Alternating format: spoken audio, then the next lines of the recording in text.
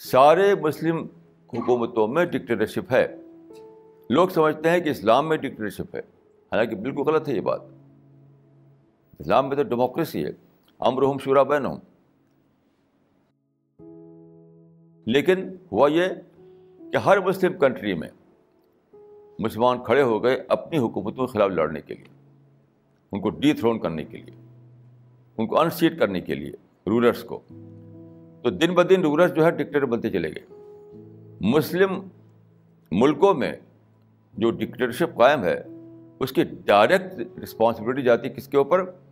ان لوگوں پر جنہوں نے ان حکومتوں کے خلاف تحریکیں چلائیں، ان کو ڈی تھرون کرنے کی کیمپین چلائی. ہر جگہ، ہر مسلم ملک میں یہ ہوا، ہر مسلم کنٹری میں. نتیجہ کیا ہے کہ جو پاور میں تھا، اس پاور میں جو تھا، جو اس نے اپنے آپ کو اور زیادہ اسٹرانگ بنانے کے لیے ڈکٹیٹرشپ قائم کر دی.